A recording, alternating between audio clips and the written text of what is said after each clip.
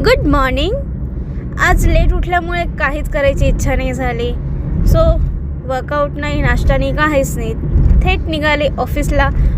आल्याला येऊन workspace clean केलं, कारण क्लिअर डेस्क क्लिअर माइंड.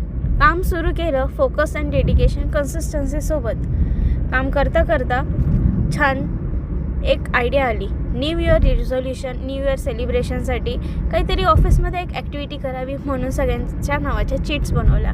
आता ज्याने चिट्स उचलल्या त्याला एक छान कोणाला गिफ्ट आणावं लागेल एकमेकांसाठी. असं एक छोटी ॲक्टिव्हिटी करत मी माझं काम पुन्हा सुरू केलं. त्यानंतर आमचा लंच ब्रेक झाला. लंचमध्ये आज आईने छान मला खिचडी दिली. खिचडी आणि मैत्रिणीसोबत गप्पा मारता मारता माझं लंच एकदम छान झालं. Healthy diet, healthy mind and healthy work.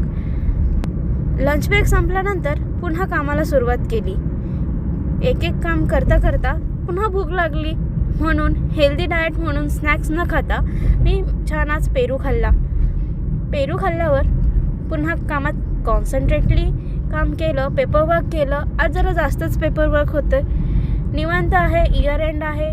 काम करता करता दिवस निघून गेला. एक एक टास्क कंप्लीट करता करता दिवस कुठे निघून जातो समजतच नाही. सो पॅकअप झालं. शटडाऊन करून निघाले मी घरी आल्यावर छान फ्रेश झाले, देवपूजा केली आणि सुरुवात झाली माझी स्वयंपाकाला. आज स्वयंपाकामध्ये काही नाही तर आज मी मसाले भात बनवला. सगळ्यांना माझ्या हातचा मसाले भात फार आवडतो, म्हणून मी आज स्पेशली मसाले भात बनवला. मसाले भातची तयारी केली.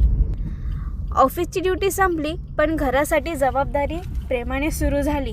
थकवा असतो, पण जेवणात प्रेम घालायची कधी विसरत नाही. लॅपटॉप बंद, पण किचनचा गॅस चालू. डिनर बनवता आई म्हणते मुलीला करिअर, घर हे दोन्ही सांभाळता आलं पाहिजे. लग्नानंतर ह्या गोष्टी जड नको जायला, म्हणून माझी आई मला आत्ताच सगळ्या गोष्टी करायला सांगते. पण ठीक आहे ना, माझ्यासाठीच आहे, माझंच चांगलं आहे. मला जर आत्ता प्रॅक्टिस झाली तर नंतर मला त्रास नाही होणार. थकलेल्या हाताने जेव्हा जेवण बनतं तेव्हा त्यात प्रेमही असतं. Strong woman, balance deadlines and dinner.